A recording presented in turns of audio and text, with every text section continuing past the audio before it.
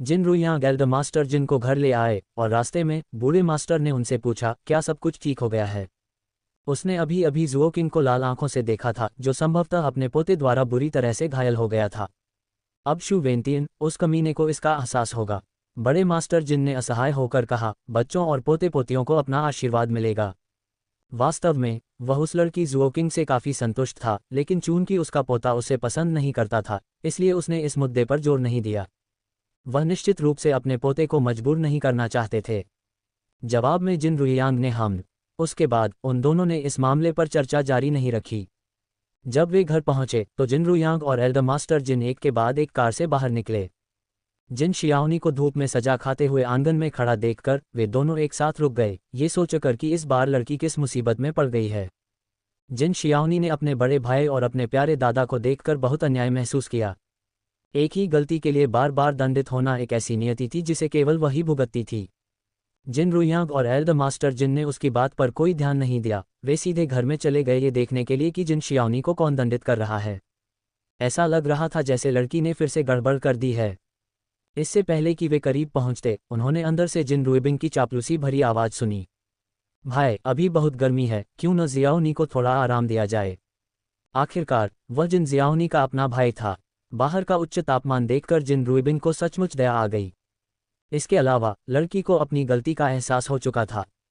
भाई, जिन रुइयांग ने भौहें उठाईं, उन्हें तुरंत पता चल गया कि जिन यू वापस आ गया है। उसके अलावा एकमात्र व्यक्ति जो जिन रुइबिंग को भाई कहलवा सकता था, वह जिन यू था। क्या उसे अपनी पत्नी मिल गई है? जिन यू की पत्नी, जिसे जिन नानक्सी और वू लैन ने ले लिया था, खटास भरे चेहरे के साथ लिविंग रूम में बैठी थी। जिन रुइबिंग की दलील सुनकर उन्होंने उदासीनता से कहा, क्या आप उसके लिए खड़े होंगे? उसकी आवाज में ठंडक ने तुरंत जिन रुइबिंग के रोंगटे खड़े कर दिए, जिससे उसे सिहरन महसूस हुई। इस समय भाई बहन का सारा स्नेह बेकार लग रहा था। जिन रुइबिंग ने तुरंत पक्ष बदल लिया। उन्होंने सही कहा, जियोनी ने गलत किया है और उसे सजा मिलनी चाहिए, चाहे उसे कितनी भी सजा मिले, वह इसके लायक है। आखिर उसने हमारे चचेरे भाई की पत्नी की बहन को नुकसान पहुंचाया है न चचेरे भाई? उसे कुछ और घंटों तक खड़ा रहने दो, ये ठीक है, जियोनी मजबूत है। खड़े हो जाओ, उसे खड़े रहने दो। बाहर आंगन में पानी का कटोरा पकड़े खड़ी जिन शियाओनी को अचानक छींक आ गई। उसकी बाह में बहुत तेज दर्द हो रहा था। रोने की इच्छा तो थी, लेकिन आंसू नहीं बह रहे थे। उसने सोचा, वह पहले से ही कितनी दुखी थी और कौन अब भी उसकी पीठ पीछे उसे कोस रहा था। हालांकि जिन रुइबिंग के शब्दों ने जिन रुइयांग की अभिव्यक्ति को बदल दिया। जो शुरू में एक दर्शक का मनोरंजन था, वह एक पल में गंभीर हो गया और वह कमरे में कदम रखते हुए तुरंत जिन रुइबिंग को उठा लिया। आपने क्या कहा? जियोनी ने किसे चोट पहुंचाई? अचानक ऊपर उठाए जाने पर जिन रुइबिंग शाप देने ही वाले थे कि उन्होंने अपना सिर घुमाया और देखा कि उनका कॉलर पकड़ने वाला व्यक्ति कोई और नहीं बल्कि उनका प्रिय बड़ा भाई था। वह सौम्य और दयालु बड़ा भाई। जिन रुइबिंग तुरंत अवाक रह गए। अरे, क्या उसके भाई पर उसके चचेरे भाई का साया पड़ गया था? वह इतना उग्र क्यों था? जिन यू ने पलक उठाई, जिन रुइयांग की ओर देखा और एक उत्तेजित राजा की तरह सोफे पर लेट गया। उसकी पत्नी उसकी बाहों में नहीं थी और वह उसे बहुत याद करता था। मैं उसे चूमना और गले लगाना चाहता था। दुर्भाग्यवश घर पर दो माताओं की लड़ाकू शक्ति बहुत भयंकर थी। और मुख्य बात यह है कि उसकी पत्नी अभी भी उसे घूर रही थी, जिससे जिन यू दुखी हो रहा था। ये सब क्या है? जिन रुइबिंग अभी भी अचंभित थे। भाई, बड़े भाई। उसे संदेह हुआ कि क्या उसके सामने खड़ा व्यक्ति भूत प्रेत से ग्रस्त था। क्यों उसका हमेशा सौम्य और कोमल भाई उसे गुरुत्वाकर्षण का यह भयानक एहसास दे रहा था? उसके चेहरे पर ऐसा भाव था मानो वह उसे कुचलकर मार डालना चाहता हो। बोलो, जिन रुइयांग ने अप्रसन्नता से भौहें चढ़ाईं। जिन रुइबिंग का चेहरा उदास हो गया और उसने जिन जियाओनी द्वारा जुनैनियन के चचेरे भाई को परेशान करने की पूरी कहानी हकलाते हुए बताई। जिन रुइयांग की अभिव्यक्ति बदल गई और वह जल्दी से बाहर चला गया। जब वह जिन जियाओनी के पास से गुजरा तो वह एक पल के लिए रुक गया। जिन शियाओनी को कुछ भी महसूस नहीं हुआ और अगले ही पल उसके सिर के ऊपर रखा पानी का बेसिन नीचे की ओर बहने लगा, जिससे वह भीग गई। जिन जियाओनी पूरी तरह से अचंभित था। क्या उसका हाथ कांप रहा था? सही सही, यह अवश्य ही एक कंपन रहा होगा। जिन जियाओनी अभी भी घबराहट में सोच रहा था। पूरी तरह भीग जाने के बावजूद उसे अभी भी आंगन में बुरी तरह खड़ा रहना पड़ा। जिन जियाओनी खड़े होने से पहले कपड़े बदलने का अनुरोध करना चाहते थे, लेकिन तभी विदा हो रहे जिन रुइयांग की कोमल लेकिन कठोर आवाज आई। यदि आप नहीं चाहते कि आपका चचेरा भाई आपको पीटे, तो चुपचाप खड़े रहें, अच्छे रहें। जिन जियाओनी एक वाह के साथ आंसू में फट गया। वह इतनी दुखी कैसे हो सकती है? जिन रुयांग अपनी कार से जूसिसी के होटल की ओर तेजी से बढ़े और रुक गए। वहां पहुंचने के बाद जिन रुयांग को एहसास हुआ कि वह नहीं जानता कि क्या कहना है। पता चला कि उसके चेहरे पर जो निशान था वह उसकी बहन और यूफेफी के कारण था। तार्किक रूप से उन्हें जिन शियाओनी पर दबाव डालना चाहिए था कि वे आकर माफ़ी मांगें, लेकिन जिन रुइबिंग से ये सुनने पर कि जूसिसी का चेहरा घायल हो गया था क्योंकि उसे जिन शियाओनी और यूफेफी ने परेशान किया था, वह चिंतित हो गया और आवेग में वहां पहुंचने से पहले उसने इसके बारे में ज़्यादा नहीं सोचा। वहां पहुंचने के बाद उसे एहसास हुआ कि उसके पास कहने के लिए ज़्यादा कुछ नहीं है, सब कुछ पहले ही अतीत में जा चुका है और माफ़ी मांगने का कोई फ़ायदा नहीं है। उसके चेहरे पर निशान इतना गहरा नहीं लग रहा था और उसे नहीं पता था कि यह कोई स्थायी निशान छोड़ देगा या नहीं। सभी लड़कियां अपने रूप रंग को लेकर चिंतित रहती हैं, उस समय उसका दिल कितना टूटा होगा। तो जिन रुयांग कई घंटों तक चुपचाप कार में ही बैठा रहा और उसे देखने के लिए ऊपर नहीं गया। जूसिसी ने होटल की खिड़की से अपनी कार देखी, उत्सुकता हुई और ऊपर से नीचे की ओर दौड़ी। उसने उसकी कार की खिड़की पर दस्तक दी। दस्तक दस्तक की आवाज़ ने जिन रुयांग को उसके विचारों से वापस खींच लिया। जियोसिसी। जिन रुयांग ने आश्चर्य से बाहर लड़की को देखा, वह कब आ गई और उसने ध्यान कैसे नहीं दिया। जिन रुयांग ने जल्दी से कार की खिड़की नीचे कर दी। भाई रुयांग, तुम वापस क्यों आए हो? क्या कुछ और है? जूसिसी ने मुस्कुराते हुए अपने गालों पर डिंपल बनाते हुए मधुरता से पूछा। क्योंकि वह जल्दी में नीचे भागी थी, वह मास्क पहनना भूल गई थी और उसके चेहरे पर निशान जिन रुयांग की आंखों में विशेष रूप से परेशान करने वाला था। वह सहज रूप से उसकी ओर बढ़ा। उसकी उंगलियों ने उसके चेहरे पर असमान निशान को छुआ, जिससे जिन रुयांग की आंखों की गहराई में एक गहरी उथल पुथल मच गई। शुक्र है कि उन्होंने चश्मा पहना हुआ था, क्योंकि अगर ऐसा नहीं होता तो जूसिसी निश्चित रूप से उनकी निगाहों में दर्द देख पाती। दुर्भाग्यवश सूर्य की रोशनी कार में तिरछी होकर आ रही थी, जो उसके चश्मे से परावर्तित हो रही थी और वह देख नहीं पा रही थी। उसकी उंगलियां बर्फ की तरह ठंडी महसूस हो रही थीं, जो इस गर्मी में जूसिसी के लिए विशेष रूप से आरामदायक थी। लेकिन क्या भाई रुयांग का इशारा कुछ ज्यादा ही अंतरंग नहीं था? और उसके पास पहले से ही कोई था, एक खूबसूरत बड़ी बहन। जूसिसी ने उसका हाथ पकड़ लिया और उसे वापस रख दिया और गंभीरता से जिन रुयांग से कहा, भाई रुयांग, आपके पास कोई है। तुम्हें मेरे प्रति ऐसे अंतरंग इशारे नहीं करने चाहिए, वरना मेरी सुंदर बहन नाराज हो जाएगी। हालांकि भाई रुयांग के इतने करीब होने से उसे खुशी हुई, फिर भी उसे खुद को रोकना पड़ा। जूसिसी के हृदय से आंतरिक रक्तस्राव हो रहा था। अलविदा, उसके पुरुष देवता। उसकी दुख भरी निगाहें इतनी स्पष्ट थीं कि जिन रुयांग के लिए उसे अनदेखा करना मुश्किल हो गया। जब उसने उसकी बातें सुनी तो जिन रुयांग एक पल के लिए रुक गया और तुरंत समझ गया कि वह किसकी बात कर रही थी। वह असहाय होकर मुस्कुराया, वह भाई रुयांग की कोई नहीं है। भाई रुयांग के पास कोई नहीं है। क्यों समझाएं? शायद इसलिए क्योंकि वह उसकी शुद्ध काली चमकदार आंखों से रोशनी जाती हुई नहीं देख सकता था। उसकी आंखें सुंदर, गहरी और साफ थीं, बिल्कुल पवित्र। जब वह मुस्कुराती थी तो ऐसा लगता था मानो दुनिया की सारी चमक उसकी आंखों में समाहित हो। जिन रुयांग खुद को रोक नहीं सका और चुपचाप हंसने लगा। जूसिसी, जो अभी भी शोक मना रही थी, ने जिन रुयांग को ये कहते सुना कि उसके पास कोई नहीं है, और अगले ही पल वह एक चमकदार मुस्कान में बदल गई, उसकी आंखें चमक उठीं। वास्तव में, भाई रुयांग, क्या सचमुच तुम्हारे पास कोई नहीं है? जूसिसी ने खुशी से जिन रुयांग का हाथ पकड़ लिया। उसका हाथ मुलायम था और हथेली गर्म थी। जैसे ही उसने उसका हाथ पकड़ा, जिन रुयांग को ऐसा महसूस हुआ जैसे उसकी उंगलियां झुलस गई हों और उसने बहुत जल्दी हाथ पीछे खींच लिया। जूसिसी हैरान रह गई, उसे एहसास हुआ कि उसने क्या किया है और वह बहुत शर्मिंदा हुई। उसने बटेर की तरह अपना सिर छिपा लिया। भाई रुयांग, मुझे माफ़ करना, मेरा ऐसा करने का इरादा नहीं था। उसकी आवाज़ मच्छर जितनी धीमी थी। जिन रुयांग ने अपने होंठ चाटे। ये ठीक है? क्या ये ठीक हो जाएगा? उसने उसके चेहरे की ओर इशारा करते हुए पूछा। तभी जूसिसी को एहसास हुआ कि नीचे आने की जल्दी में वह अपना मास्क लगाना भूल गई थी। उसने उत्साह से अपना चेहरा ढक लिया, आंखें चौड़ी कर लीं, आह की आवाज़ निकाली और वापस भागने के लिए मुड़ी। उसकी खरगोश जैसी गति देखकर जिन रुयांग हंस पड़ा और उसने हार मानकर अपना सिर हिलाया और गाड़ी चलाकर चला गया। दौड़ते हुए आधे रास्ते में जूसिसी रुक गई। उसे एहसास हुआ कि उसने भाई रुयांग को बाहर ही छोड़ दिया है। धत्तेरी की, वह जल्दी से वापस भागी। दुर्भाग्य से जिन रुयांग पहले ही चले गए थे। होटल के प्रवेश द्वार पर खड़ी जूसिसी ने अपना चेहरा पकड़े हुए आसमान की ओर देखा। हे भगवान, वह वास्तव में मूर्ख थी। लेकिन भाई रुयांग के पास कोई नहीं था। उसकी मुस्कुराहट धीरे धीरे एक मूर्खतापूर्ण मुस्कुराहट में बदल गई।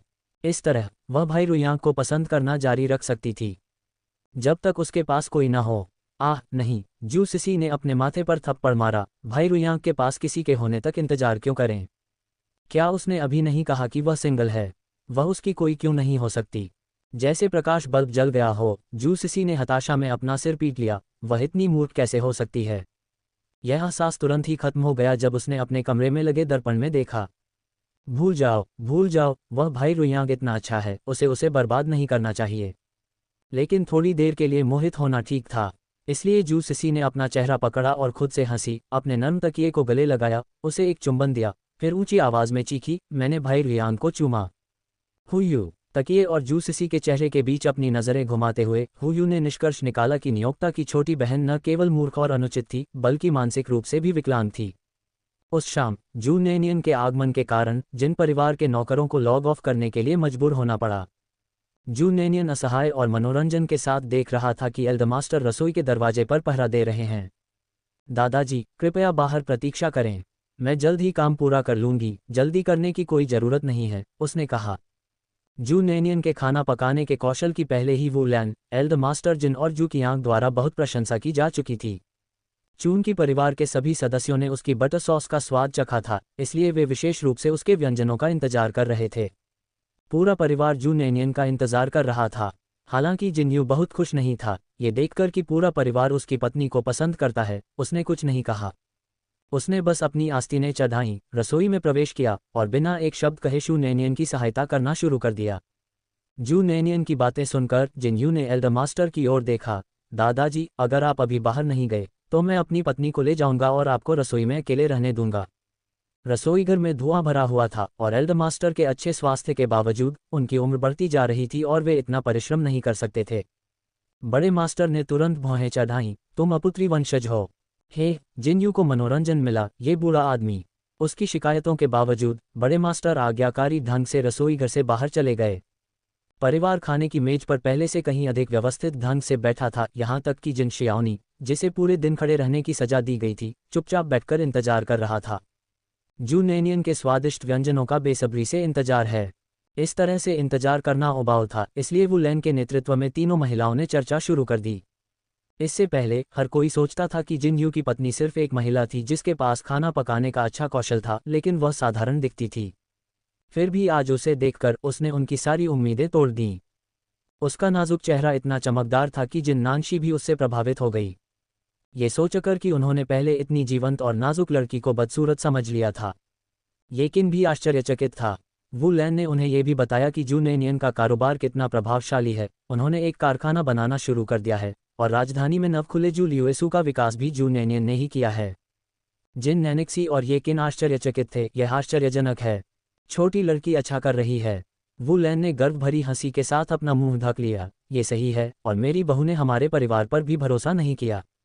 उस रहस्योद्घाटन के बाद ये किन और जिन नानिक्सी और भी अधिक आश्चर्यचकित थे। उस विषय पर चर्चा समाप्त करने के बाद तीनों महिलाओं ने अपना ध्यान किसी और चीज पर केंद्रित कर लिया। तुम्हें क्या लगता है, जियाओ जिन की पत्नी का चेहरा इतना सफेद और चिकना कैसे हो गया, जैसे छिला हुआ अंडा? जिन नानिक्सी ने अपना चेहरा छूते हुए कहा, मेरी त्वचा इतनी कोमल क्यों नहीं है? ये किन और वू लैन अवाक रह गए। आप पहले से ही एक माँ हैं, आप और कितना कोमल होने की उम्मीद करती हैं? खाने की मेज पर युवा पीढ़ी स्तब्ध भाव से सुन रही थी, जबकि केवल जिन रुयांग के चेहरे पर एक सतत हल्की मुस्कान थी। बड़े मास्टर जिन कभी कभी रसोई घर की ओर झांकते रहते थे। जू नेनियन रसोई में खाना बना रही थी और जिन्यू के आसपास होने के कारण वह स्वाभाविक रूप से धारा के पानी का उपयोग नहीं कर सकती थी। लेकिन उनकी पाककला कौशल एक शीर्ष शेफ के स्तर की थी। यहाँ तक कि नदी के पानी के बिना भी उसके द्वारा बनाए गए व्यंजन अत्यंत स्वादिष्ट थे। उसने कुल 8 व्यंजन बनाए, सुअर के पेट में चिकन, मसालेदार पसलियाँ, सोया सॉस बत्तख, 8 खजाने का सूप, ब्रेज्ड शेर का सिर इत्यादि।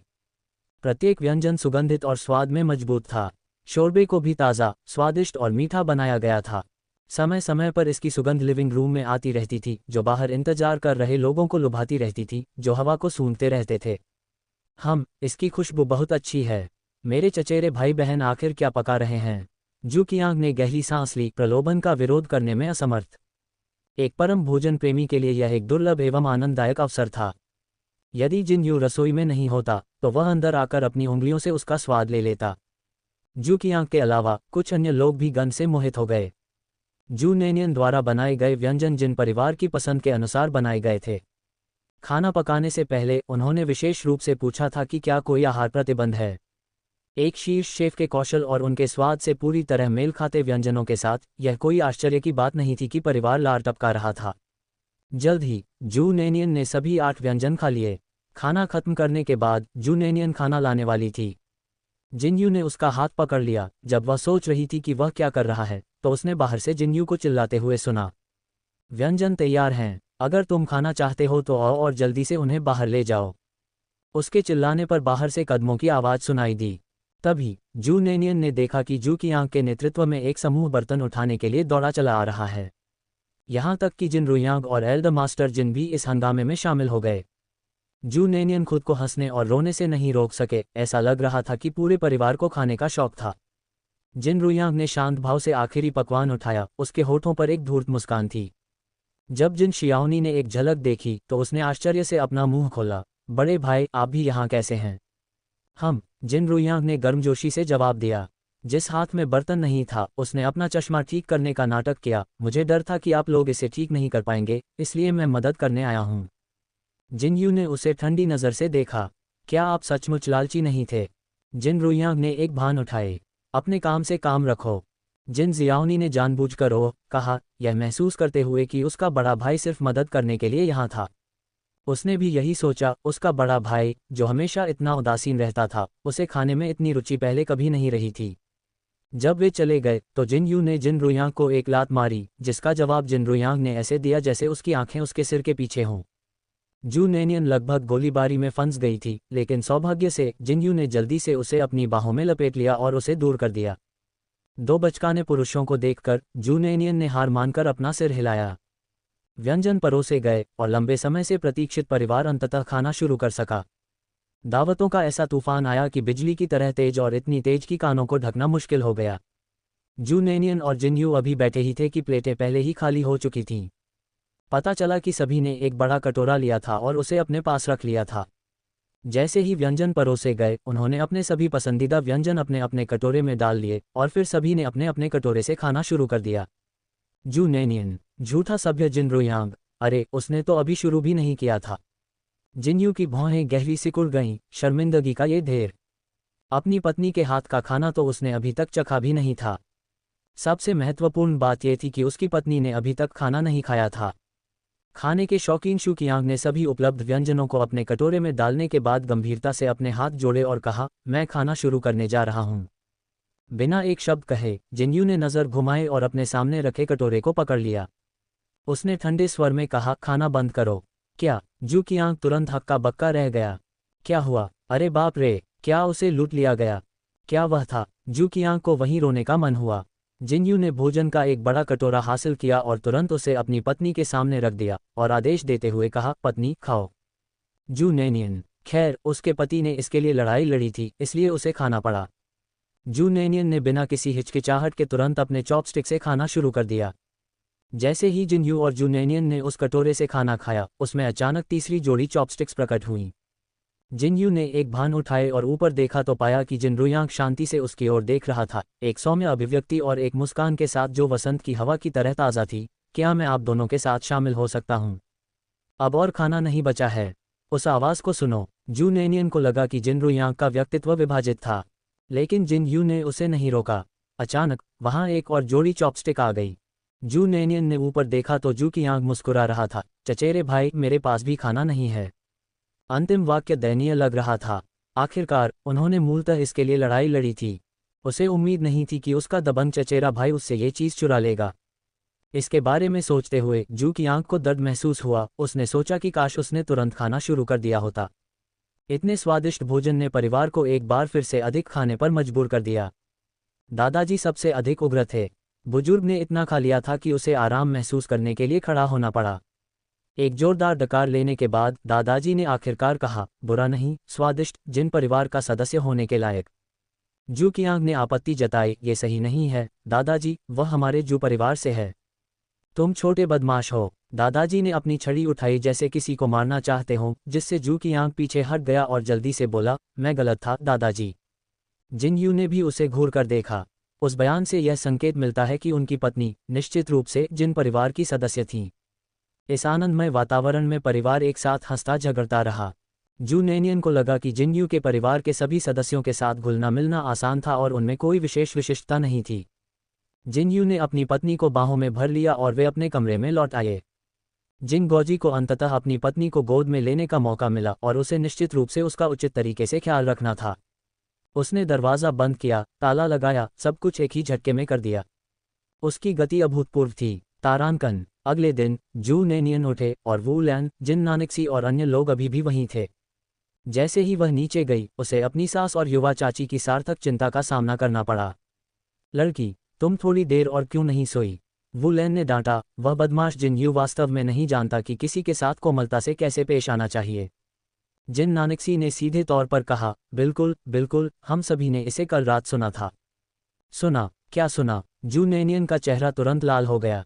हे भगवान, वह बेवकूफ़ जिन यू! ये सब उसकी गलती थी। यदि यह उसकी मूर्खता न होती तो एकिन और अन्य लोगों को ये बात पता ही नहीं चलती। वू लैन अपनी बहू को लेकर बहुत उत्साहित थी। वह मुस्कुराते हुए उसके पास आए, उसका हाथ पकड़ा और बोली, आओ, तुम्हारी यंग आंटी और मैंने तुम्हारे लिए सूप बनाया है, इसे चखो।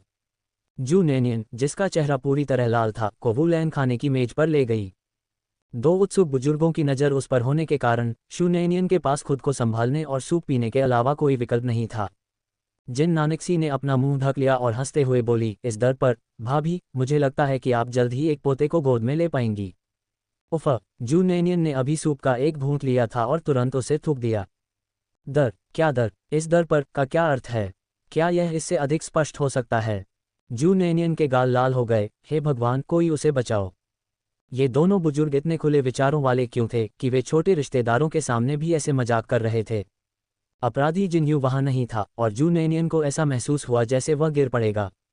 सौभाग्य से यह अजीब स्थिति ज़्यादा देर तक नहीं रही, क्योंकि वू लैन ने विषय बदल दिया। नाश्ते के बाद जू नैनियन ने तुरंत जिन परिवार के घर छोड़ने का बहाना ढूंढ लिया।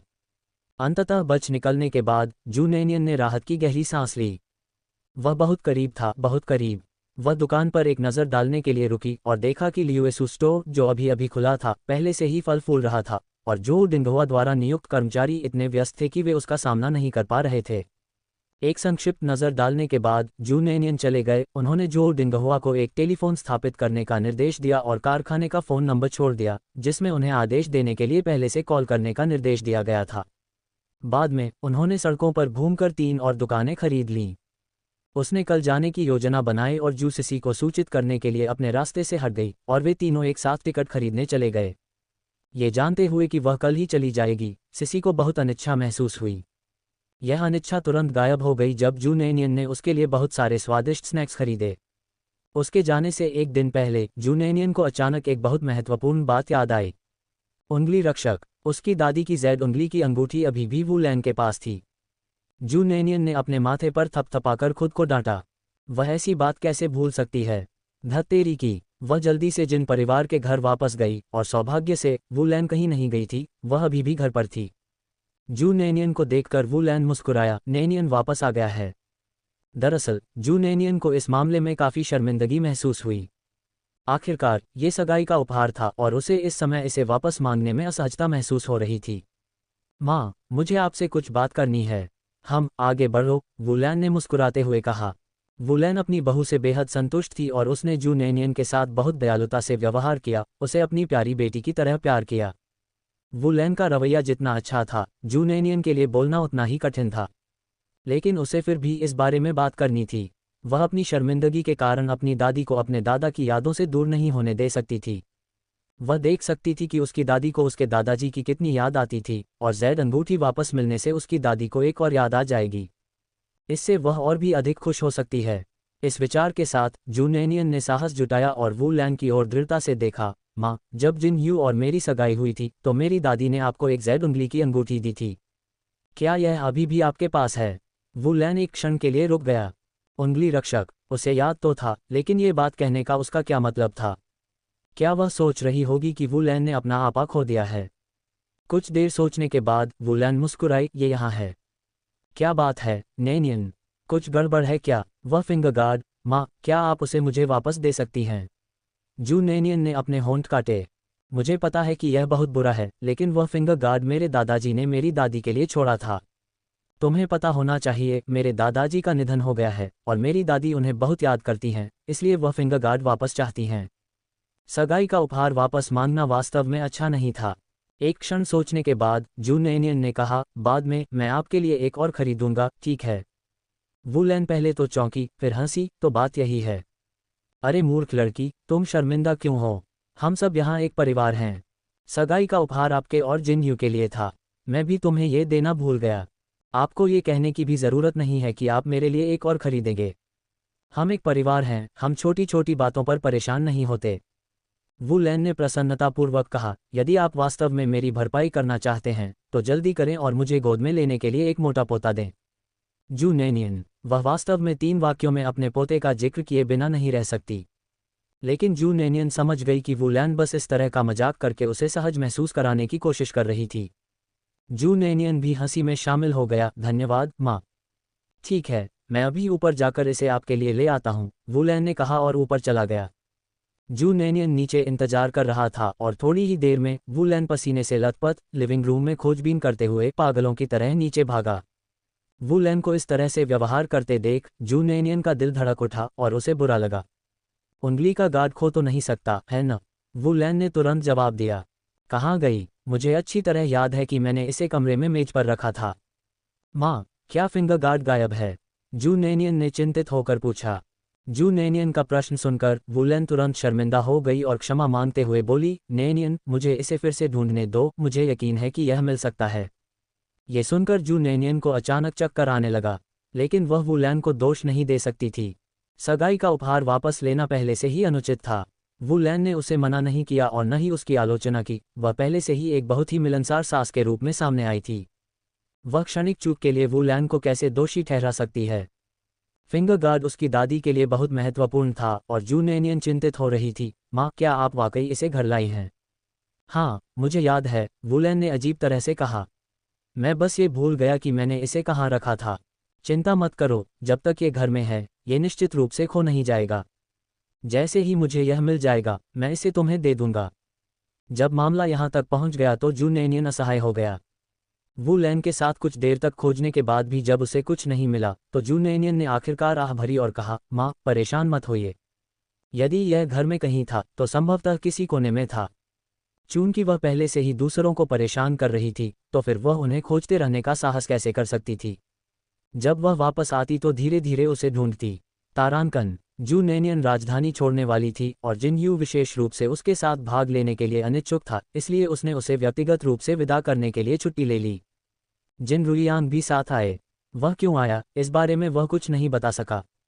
उसे बस आने का मन हुआ, इसलिए वह आ गया। जिनयू विशेष रूप से जिन रुइयांग को थप्पड़ मारना चाहता था। वह और उसकी पत्नी अलग होने वाले थे, फिर भी इस आदमी को कोई आत्म जागरूकता नहीं थी। हमेशा घुसपैठ करने के बारे में सोचते रहते हैं। जिन रुइयांग के अलावा जू सिसी और हु यू भी कार में थे। भले ही जिन रुइयांग नहीं आया होता, फिर भी जिन यू जू नेनियन के साथ ज़्यादा कुछ नहीं कर पाता। इसलिए आंतरिक रूप से नाराज होने के अलावा जिन यू ने जिन रुइयांग को साथ आने से मना नहीं किया। स्टेशन पर जिन यू ने भीड़ भरे रास्ते देखे और जू नेनियन के कान के निचले हिस्से पर चुटकी काटते हुए कहा, याद रखना, जल्दी आना। ठीक है, मैं 1 महीने से भी कम समय के लिए बाहर जाऊंगा और फिर आऊंगा। अब तुम्हें वापस लौट जाना चाहिए। जिन यू ने तुरंत अपनी जीभ चटकाई। वह उससे अलग होने के लिए अनिच्छुक था, फिर भी ये लड़की उसे दरवाजे से बाहर धकेल रही थी। क्या वह उससे अलग होने के लिए इतनी उत्सुक थी? जिन यू ने अपनी इच्छा को दबा दिया, क्योंकि अगर आसपास इतने सारे लोग नहीं होते तो वह वास्तव में उसे एक चुंबन के लिए खींचना चाहता था। ये छोटी लड़की, वह दिन प्रतिदिन साहसी होती जा रही थी, यहाँ तक कि यह सोचना भी कि अब मुझे पति की जरूरत नहीं है। जैसे ही जू नेनियन और जिन यू एक दूसरे से स्नेह करने लगे, अचानक उनके पास से एक उदास आवाज़ सुनाई दी। बॉस जिन, आपको अभी भी मुझे कमीशन देना है। हु यू दोनों के बगल में चमकती हुई दिखाई दी। जिन यू, जू नेनियन। जिन यू की आंखें जोर से फड़कने लगीं। जू नेनियन ने हंसते हुए कहा, उसे माफ़ कर दो, वह सचमुच कुछ नहीं कर सकी, यह उसकी गलती है। हु यू बहुत ही मजाकिया था। इस बीच जिन रुयांग और जू सिसी बहुत सामंजस्यपूर्ण ढंग से साथ रह रहे थे। भाई रुयांग, मैं अब वापस जा रहा हूँ, जू सिसी ने मुस्कुराते हुए कहा। जिन रुयांग ने बहुत संयम से हम कहा, उनके चेहरे पर एक सौम्य मुस्कान थी, आपकी यात्रा सुखद हो। वह परिष्कृत और सज्जन व्यक्ति मुस्कुराया, जिससे जू सिसी का दिल फिर से धड़कने लगा। वह हकलाते हुए बोली, भाई रुयांग, आपकी यात्रा भी सुखमय हो।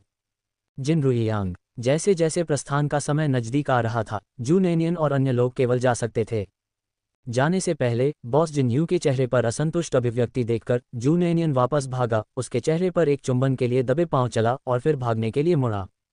जिन्यू पहले तो दंग रह गया, फिर शरारत से मुस्कुराया, उसकी पत्नी सही रास्ते पर थी, बुरी नहीं थी। तारांकन। जू नेनियन ने उन तीनों के लिए स्लीपर टिकट खरीदे। ट्रेन में चढ़ने के बाद वे वहां बस गए। जू नेनियन और अन्य लोग एक तरफ ऊपरी, मध्य और निचली चारपाइयों पर थे। जू नेनियन सबसे नीचे था। जो भी व्यक्ति रेलगाड़ी में स्लीपर में सोया है, वह जानता है कि सबसे नीचे वाला बंक सबसे आरामदायक होता है, और शू नेनियन का इरादा इसे शू सिसी को देने का था। लेकिन जू सिसी बंदर की तरह तेजी से ऊपर की चारपाई पर चढ़ गई। उसने गर्व से कहा, वाह, मैं सबसे ऊपर हूँ। जू नेनियन ने असहाय होकर कंधे उचका दिए, क्योंकि वह पहले से ही वहां थी। उसने वहां से जाने का निर्णय लिया। इसके तुरंत बाद एक और व्यक्ति जहाज पर आया। काले कपड़े पहने एक लंबा आदमी। वह पूरी तरह से और बहुत कसकर कपड़े पहने हुए था। उन्होंने अपने चेहरे पर मास्क भी पहना हुआ था। ये स्पष्ट था कि उस आदमी का शरीर अच्छा था। जू नेनियन ने उस पर एक अतिरिक्त नज़र डाली और उस आदमी ने भी उसे एक नज़र देखा।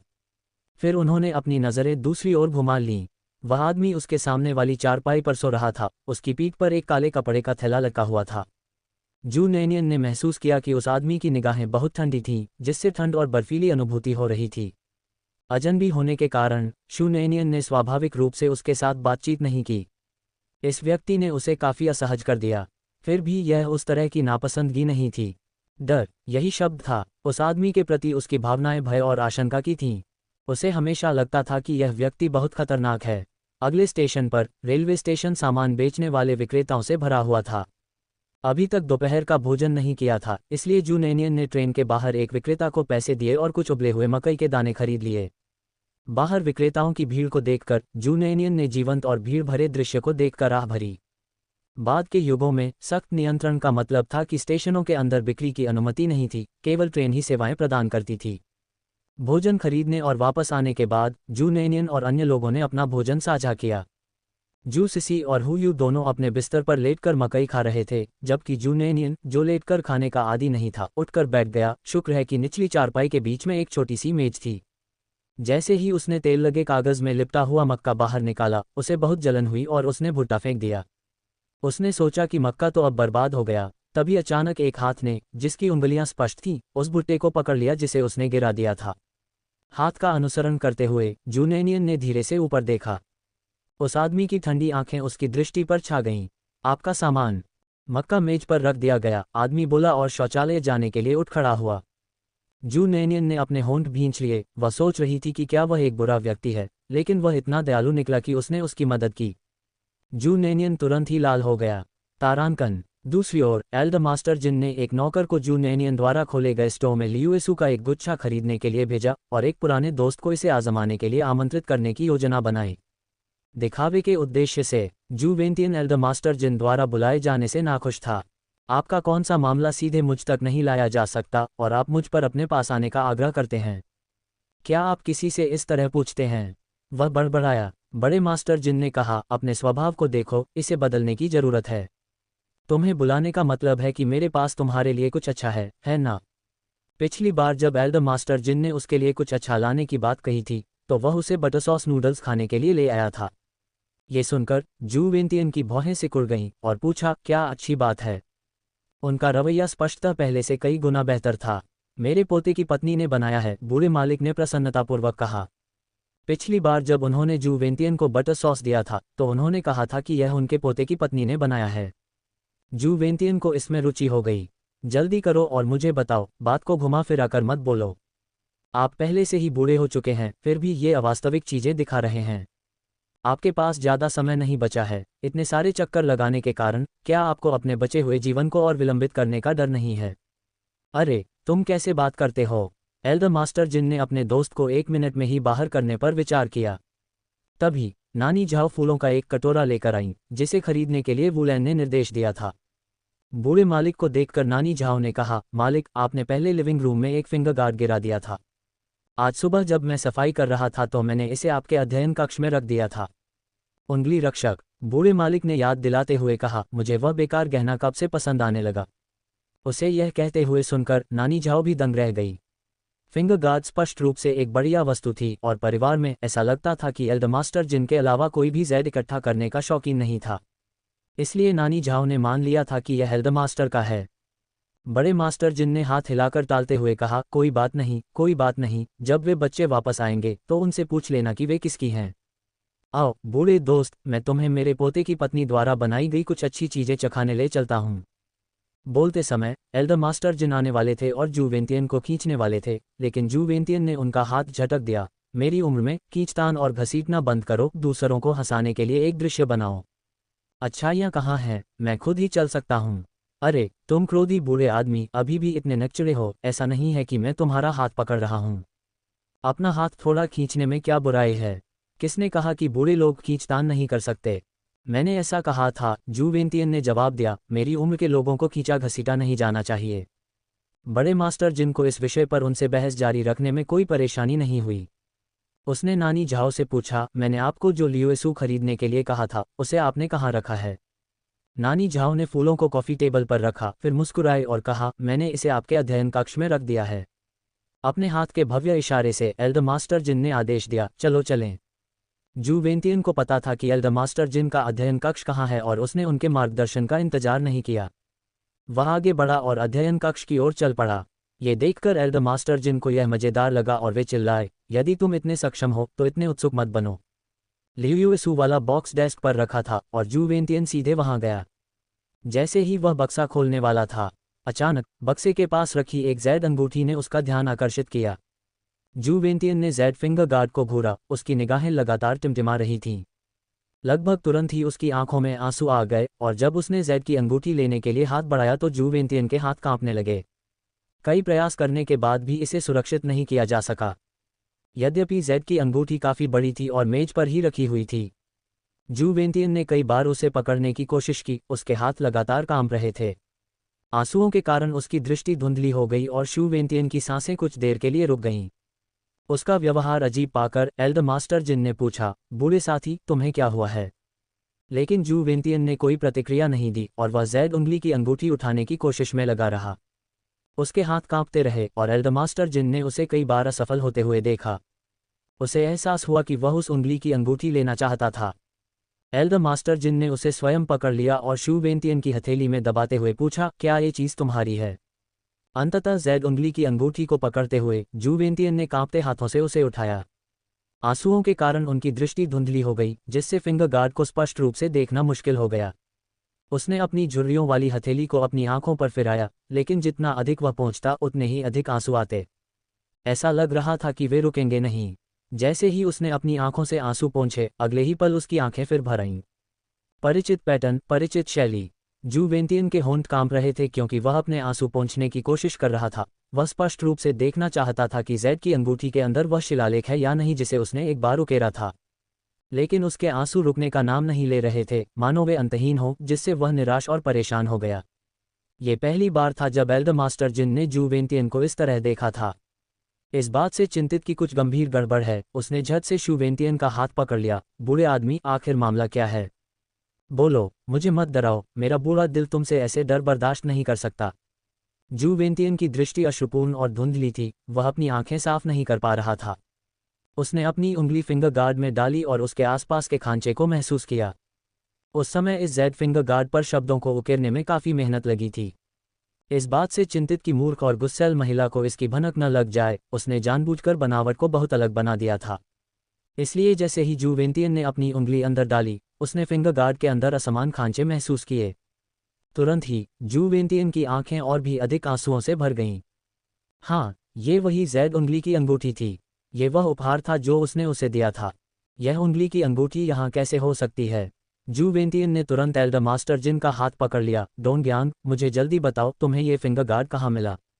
एल्डर मास्टर जिन को इस उंगली की अंगूठी से कोई परिचितता नहीं थी। उसने तो इसे कभी देखा भी नहीं था।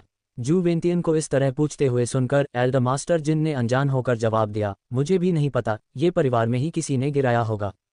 नानी झाओ ने बताया कि उन्हें ये घर में मिला। अभी घबराओ मत, जब सब लोग घर वापस आ जाएंगे तो मैं उनसे पूछूंगा। वह कैसे न घबराए, ये वस्तु उनकी पत्नी को उपहार स्वरूप दी गई थी।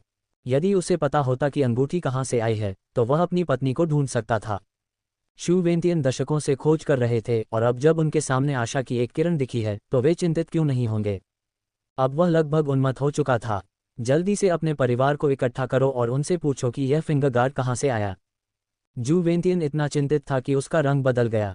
एल्डर मास्टर जिनको यह एहसास हुआ कि जू वेंतियन के साथ कुछ गड़बड़ है, इसलिए उन्होंने इस समय उसके साथ बहस न करने का फैसला किया।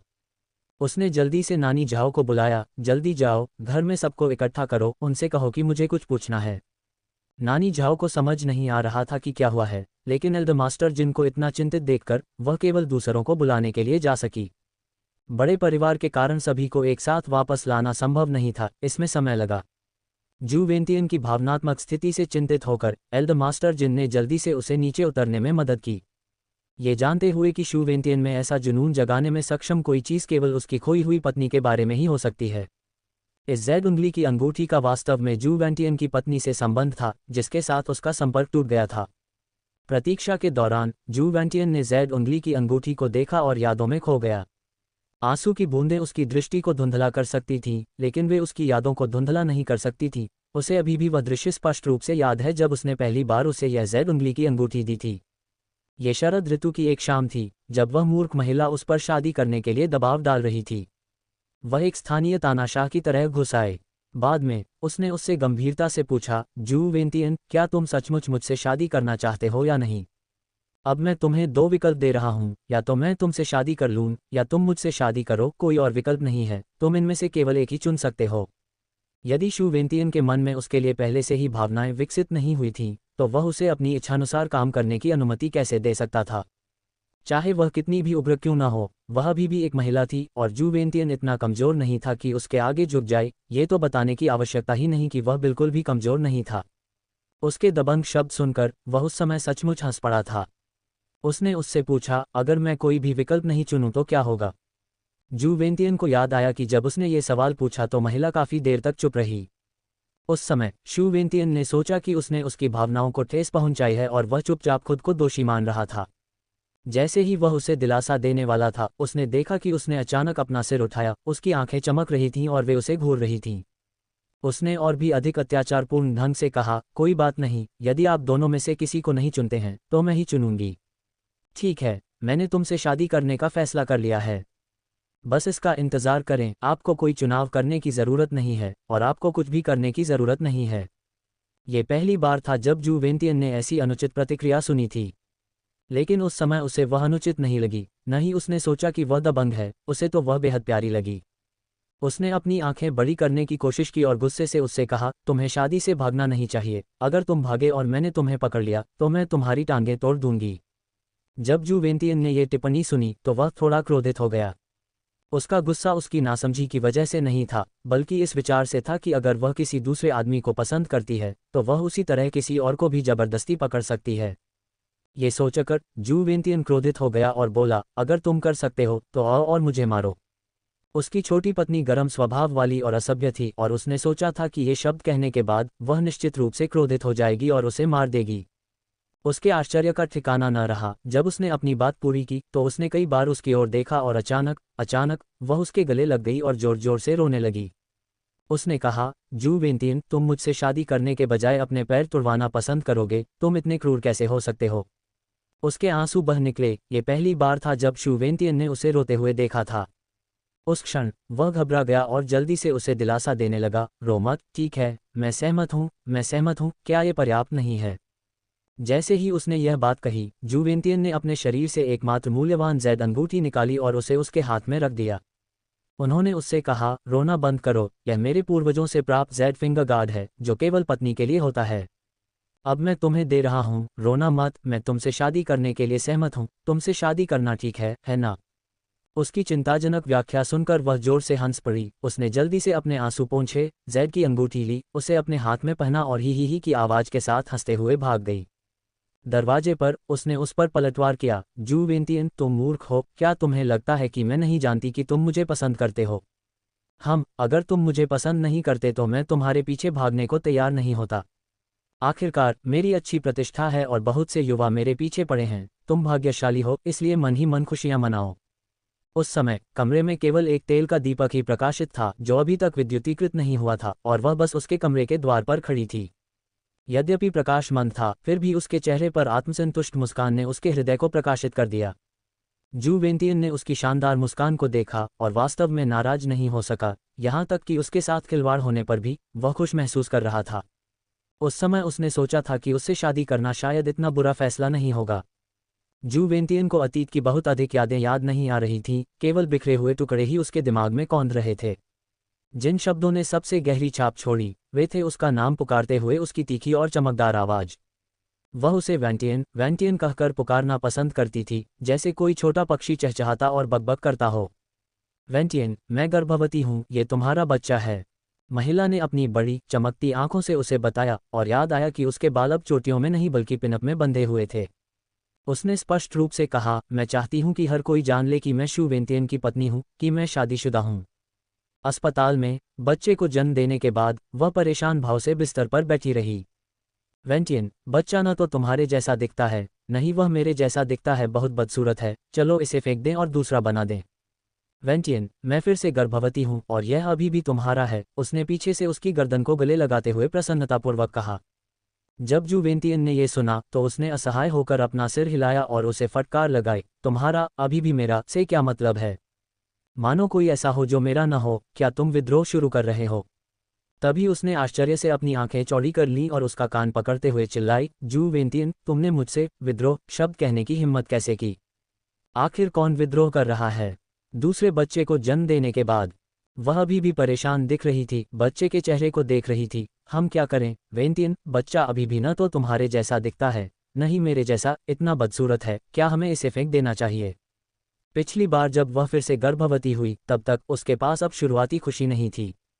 उसे पकड़कर वह फूट फूट कर रोने लगी, मुझे क्या करना चाहिए? वेंतियन, मैं फिर से गर्भवती हूँ, क्या ये बच्चा भी बदसूरत होगा?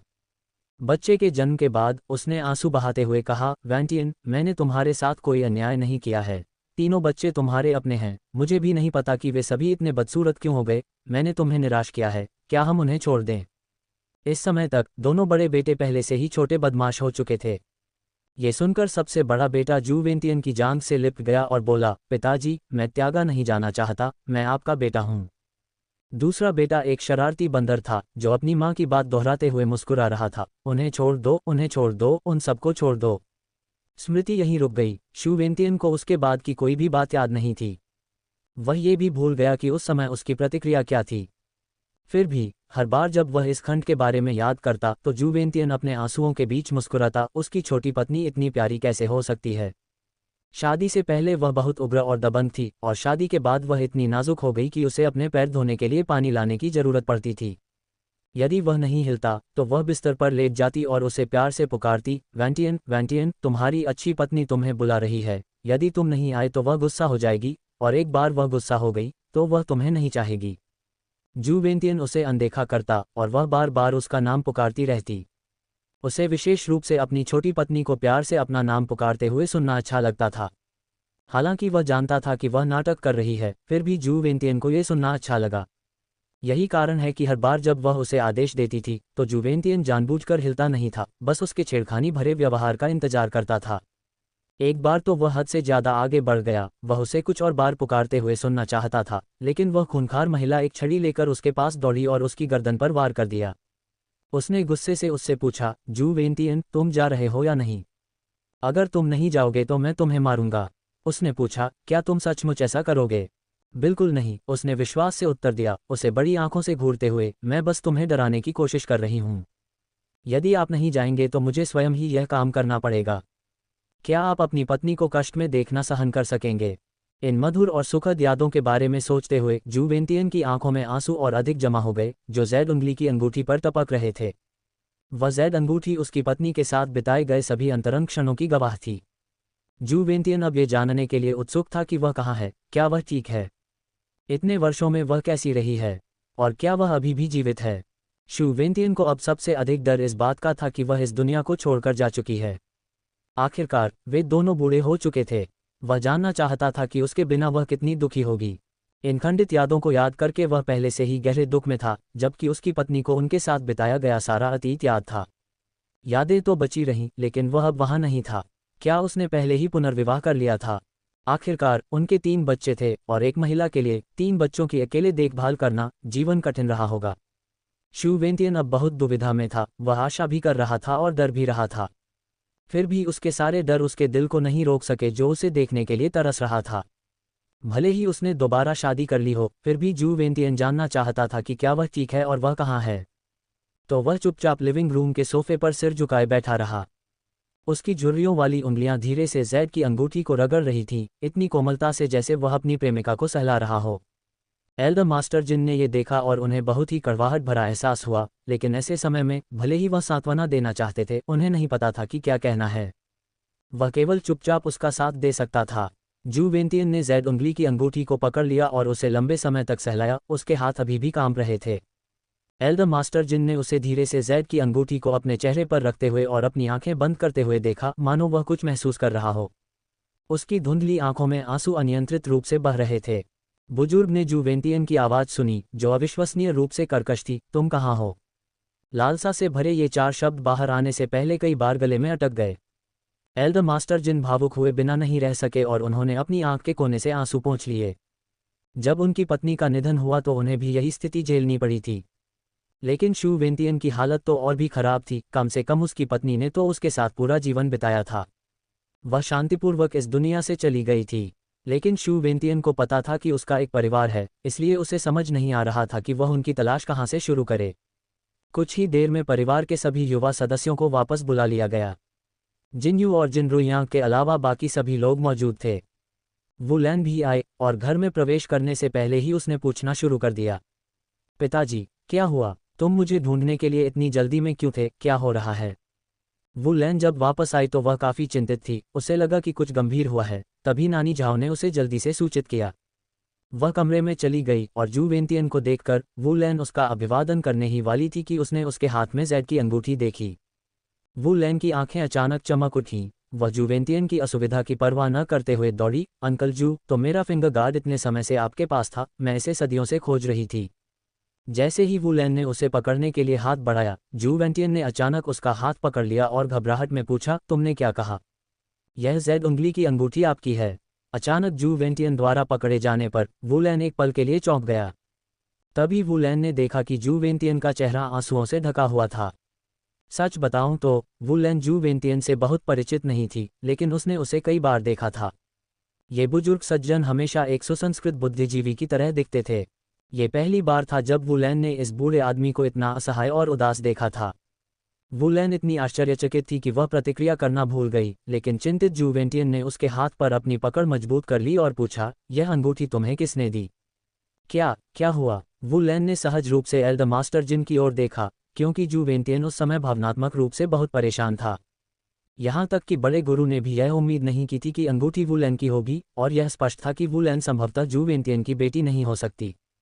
एल्डर मास्टर जिन भी अपने अच्छे दोस्त के लिए चिंतित थे और उससे पूछा, आपको हमें जल्दी से बताना होगा कि आपको ये जैड फिंगर गार्ड कहाँ से मिला। यह आपके अंकल जू के लिए बहुत महत्वपूर्ण है। हालांकि वू लैन को समझ नहीं आया कि क्या हो रहा है, फिर भी उसका दिमाग इतना तेज था कि वह अनुमान लगा सकती थी कि जू नैनियन का जू वेंटियन से कुछ संबंध हो सकता है। उन्होंने जल्दी से कहा, यह जैड अंगूठी मुझे मेरी बहू की दादी ने दी थी जब मेरे बेटे और उनकी सगाई हुई थी। यह उनकी दादी की सगाई का उपहार था। एक दिन तो मेरी बहू मुझसे जैड अंगूठी वापस मांग रही थी। मैं इसे ढूंढ नहीं सका। उन्होंने बताया कि यह उनके दादाजी ने उनकी दादी के लिए छोड़ा था, लेकिन उनका पहले ही निधन हो चुका था। ये सुनकर जू वेंटियन खुद को रोक नहीं सका और उत्साहित होकर खड़ा हो गया, आपकी बहू का परिवार कहाँ रहता है? जू वेंटियन की अभिव्यक्ति देखकर वू लैन को तुरंत एहसास हुआ कि न्यानियन की दादी का अंकल जू से कुछ संबंध होना चाहिए। स्थिति इतनी गंभीर होने के कारण वू लैन ने औपचारिकताओं की परवाह नहीं की। उसका परिवार एक छोटे से पहाड़ी गांव में रहता है। अगर मैं आपको बता भी दूं तो भी आपको पता नहीं चलेगा कि वह कहाँ है। क्या मैं तुम्हें स्वयं वहां ले जाऊं? अच्छा, चलो अब चलें, जू वेंटियन ने वू लैन को अपने साथ खींचते हुए कहा। वू लैन ने तुरंत जवाब दिया, अंकल जू, कोई जल्दी नहीं है। हमें अभी भी टिकट खरीदने की जरूरत है। वहां तक गाड़ी चलाकर जाना आपके लिए बहुत कठिन है। जू वेंटियन जल्दी में क्यों नहीं हो सकता था? वह तो तत्परता से लगभग पागल हो रहा था। वह वू लैन की सास से मिलने के लिए इंतजार नहीं कर सकता था। वह जानना चाहता था कि क्या वह सचमुच उसकी पत्नी है। वह कई दशकों से खोज कर रहा था और समय ने उसके धैर्य को इस हद तक खत्म कर दिया था कि वह 1 मिनट भी इंतजार नहीं कर सकता था। वह इसे संभाल सकता था या नहीं, यह अप्रासंगिक था, वह तो बस उसे देखना चाहता था। ये ठीक है, मैं इसे संभाल सकता हूँ, जुवेंतियन ने तत्काल कहा। चलो अब चलें। अंततः एल्डर मास्टर जिन ने उसे राजी किया। जुवेंतियन के कंधे को पकड़ते हुए कहा, वुलैन की बात सुनो। वापस जाने से पहले स्लीपर टिकट ले लें। आप अब जवान नहीं हो रहे हैं। मान लीजिए आपकी पत्नी आ जाती है, तो क्या आप चाहते हैं कि आपके पहुंचते ही वह आपको बीमार अवस्था में देखे? अंत में जुवेंतियन को एल्डर मास्टर जिन द्वारा मना लिया गया।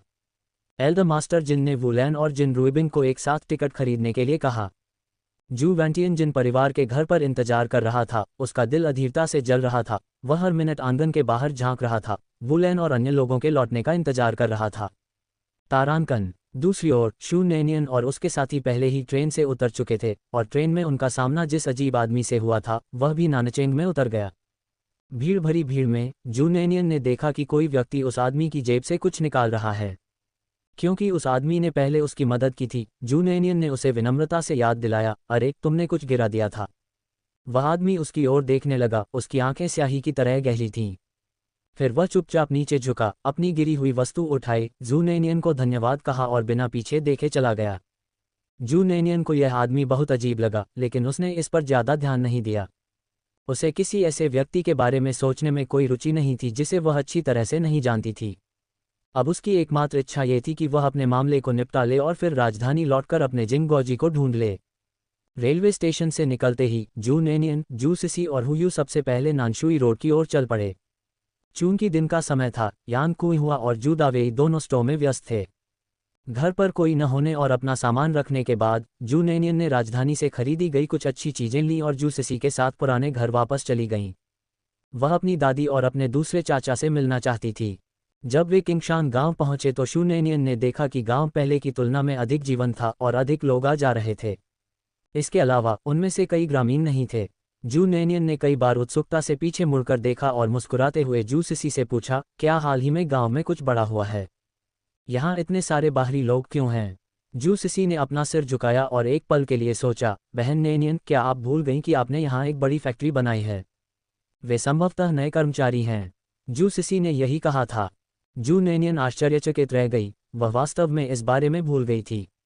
रास्ते में उन्हें न केवल बाहरी लोग मिले बल्कि कई ग्रामीण भी मिले। उसे देखकर प्रत्येक ग्रामीण के चेहरे पर मुस्कान आ गई और उन्होंने गर्मजोशी से उसका अभिवादन करते हुए कहा, यो बॉस नैनियन, आप वापस आ गए। गांव वालों द्वारा बॉस कहकर संबोधित किए जाने पर जू नैनियन को थोड़ी शर्मिंदगी महसूस हुई। थोड़ी देर बातचीत करने के बाद वह जू सिसी को लेकर वापस भाग गई। जैसे ही जू नैनियन अपने पुराने घर की ओर दौड़ने लगी, जू सिसी ने उसे वापस खींच लिया। अरे बहन नैनियन, आप गलत रास्ते पर जा रही हैं। हम फैक्ट्री के पास वाले बड़े टाइल वाले घर में चले गए हैं, याद है?